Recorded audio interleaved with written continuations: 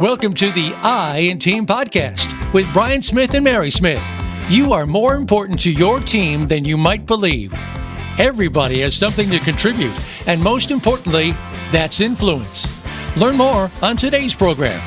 Now, here is Brian Smith and Mary Smith. Hi team, welcome back to the I in Team podcast. I'm your host, Mary Smith. My dad is not here today. He just got back from vacation/work. It was kind of like a dual thing in Florida, so he's doing a lot of catch up. So I'm just recording a short podcast for you today because I'm really busy editing the new book in our series, the I in Team series, and the newest book is Individual Advantages, Be the I in Team. So I'm about halfway through editing, and I thought that because we hadn't already planned something for a podcast this week, that it would be a good idea to kind of talk about some of the topics that we talk about in Be the I in Team. And Be the I in Team is the second book of our series, the first book being Individual Advantages, Find the I in Team. And that book really focuses on self-reflection and understanding who we are as individuals. And the second book helps you apply that knowledge of knowing yourself, knowing like your quirks, who you are down to your foundation, and how you can be a positive influence on your teams. So this book really focuses on lots of topics of how you can be a positive influence for your teams by using these aspects of life and these aspects of team leadership, team management. And your team doesn't necessarily have to be a professional work team. Your team can be your family, your friend group, your community, where you live. It can be like your sports team that you hang out with. It can really just be anyone that is in a circle with you, like in a sphere of influence. So that's really what our second book is based on, and I just want to touch on some of the topics to kind of get you guys excited. We're really hoping the book will be released in January or February of 2020, which is why I'm working so hard on editing it right now, so we can kind of patch up some of the holes, get it off to a few readers to see what they think, and then have it like actually professionally edited. So the first topic I want to talk about today, and these aren't necessarily in order, but the first topic I want to talk about today is justification. Justification of our thoughts, of our actions, and of our words.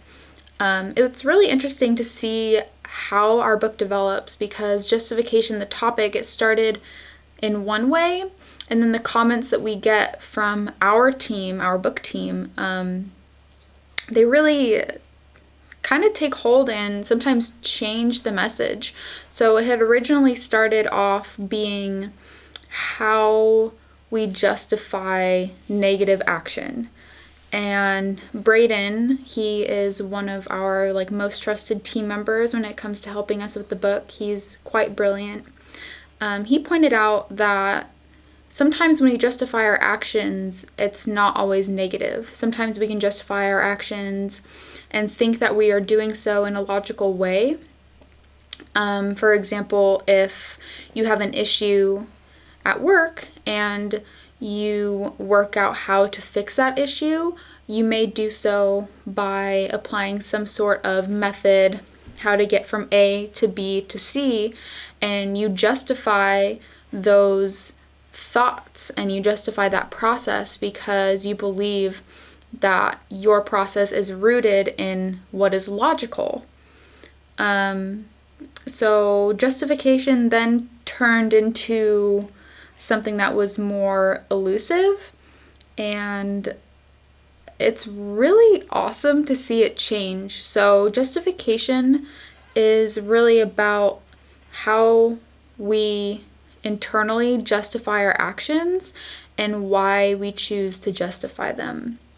So sometimes we can do something good and we justify that as we're doing something good.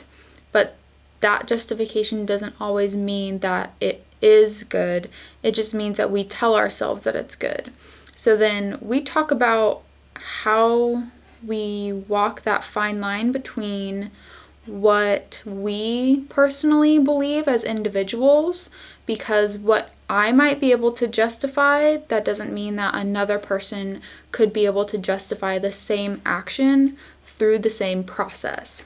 So one of the best ways to figure out if you are justifying your actions in a positive way, or at least trying to open your mind to the other possibilities, is, sorry, I have my, side note, I have my computer right here, so I'm just going to be pausing and kind of looking over because I have some notes on the chapters. So one of the first steps that we can do to make sure that we are using our influence positively, and that includes our justification, is to always assume that we are wrong and that we are biased. And that by assuming we are wrong and starting from a position where we assume we have our own bias, we can begin to construct theories on why we might be wrong or biased. And then we can use those theories that we construct and disprove them, or figure out where their shortcomings are, or they might even point out that we are wrong. So sometimes it can be a really long process, but to have a positive influence on everyone around us, it's really important to know that we can't just justify our actions based on what only we believe. Another part of the book, we talk about how to be humble. We talk about what that looks like and why that's important for having a positive influence on our teams. So being humble in front of our teams is really important, because sometimes that means admitting that we are wrong, or admitting that we have made a mistake. And that can be really hard for leaders, and that can be really hard for anyone, but we really are all leaders in our own way. And that can be hard because it's hard to admit when we're wrong, because it makes us feel bad. It might make us feel guilty. But in doing so and humbling ourselves in front of others, in front of our team, we're showing them that not only are we willing to take accountability for our actions and to do our best to rectify the issue, but we're also showing them that if they make a mistake, or if they have a failure, that it's okay to be honest and to trust their team with their honesty. And that by doing so, you can work together as a team to rectify the issue more quickly, rather than letting it simmer and it potentially getting worse. Being humble, it's not always about admitting that you're wrong or admitting that you've made a failure. Sometimes it's about keeping humility in terms of knowledge. So you may know more than someone else about a particular topic, and sometimes people can come across as know-it-alls, or they're trying to show off with their knowledge, and that's not really being humble about what you have. That's being a show-off. And it's important for leaders to be humble in this regard too, because it doesn't scare the team away from learning. So when we're humble in our knowledge and in ourselves, we show others that they can approach us without fear, and that they can be able to learn from us. We can be a mentor to them. We can just help them grow, and they can help us grow too. By being humble, you're more open to what others are able to teach you, and you don't think you're holier than thou and that you know everything. So being humble is really important for internal growth, as well as for presenting a positive influence onto your team, so that they can also be humble and be a positive influence on their teams. Another section that we talk about in Be the Eye in Team is balance, which is a huge buzzword right now, work-life balance and stuff like that. But we believe that yes, while you should be able to focus on having a work-life balance, it shouldn't stop there, and it shouldn't just be having a work-life balance. It should just be a life balance. We need to be able to find balance in our jobs, in our friend groups, in our alone time, in the time that we spend giving back, in the time that we spend with our family or our spouse or our partners. And finding internal balance will help us be better influences on others. A lot of people are imbalanced. So when we can be balanced and help others, we can give them a sort of like pillar or rock of balance in their lives too. And that's not to say that if we are balanced, that we're always going to be balanced, because life is a constant teeter-totter between imbalances, and we continue to do our best to balance out those imbalances. Like we work really late, or we spend too much time at home, or we don't see our friends as much as we want to, or we forget to have dinner with our parents. So it's just important to kind of come down to earth and come away from this corporate idea that you have to put all of your time into work and all of your energy, because that's not healthy. You do need to focus on other parts of your life that are going to bring you happiness and joy. And that doesn't just mean that you have to have balance for yourself internally, and that means that your balance doesn't only come from your definition of balance. Just because you think you're spending enough time with your family or your friends, that doesn't mean that they think that you're spending enough time with them. And if you want to keep those people around, you have to know what they need from you in order to keep them around. And that's where the effort of relationships come in. Relationships do take effort, but that means that we find a balance in them, and that we do our best to give our time to each of those areas of our life. And hopefully when we're not able to, those people will be understanding as we continue on the teeter-totter of imbalance. But doing our best to find balance in life, in our careers and in our personal lives, in our alone time with our friends, is really important for like maintaining a healthy life and having, quote, happiness, which is a perfect segment into the last part I'd like to talk about. And this part is really dear to me. This is my baby of the book. I wrote this section nearly by myself, and I requested to do that because it's something that I've believed for a very long time.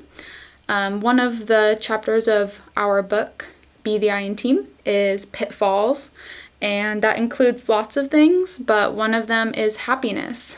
And I firmly and personally don't believe that happiness is something that can be achieved every day all the time. I believe that our world makes it look and seem like happiness is something that we always have to be striving for, like we always have to be happy.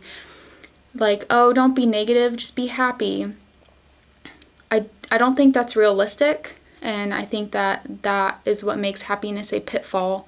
I think happiness is an emotion, and emotions are all fleeting, which means they don't last long. Anger, anxiety, sadness, elation, and happiness. These are all things that we feel because of certain events or because of certain things in our lives, and we should cherish them as they are, as emotions, and we shouldn't be striving for happiness as a constant state of being, because not only does that make happiness,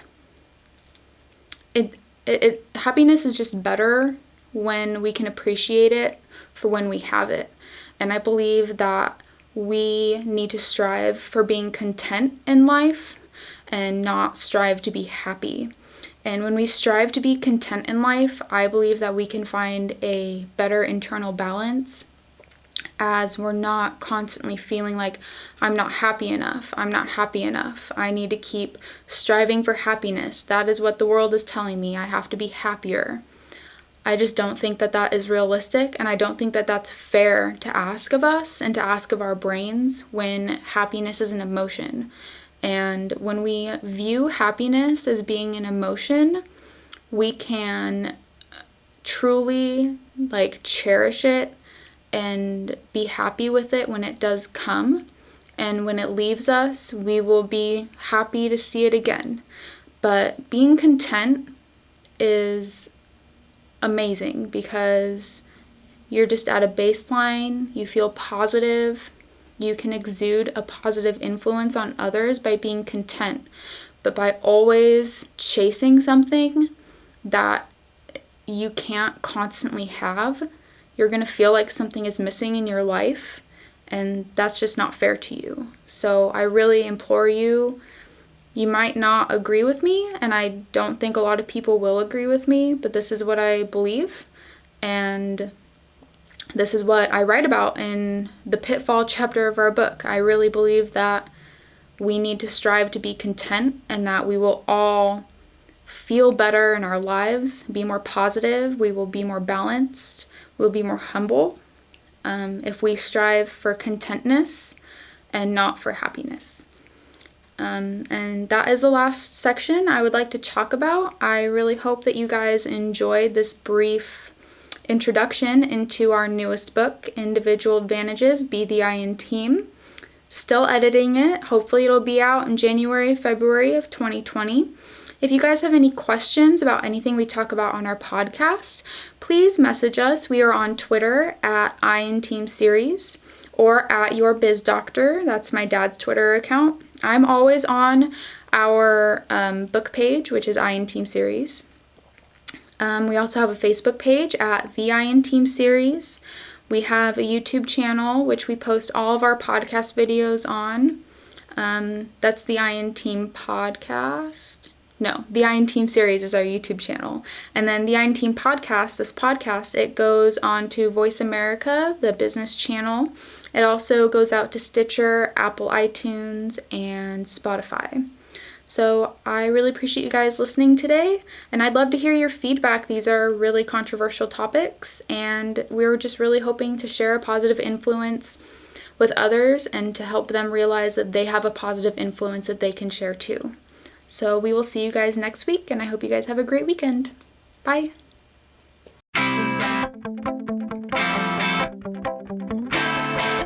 Thank you for listening to the I in Team podcast. We hope we've positively influenced you and you've picked something up from the show that you can use in building and influencing other individuals or your team. Please join us soon for another program on the Voice America Business Channel.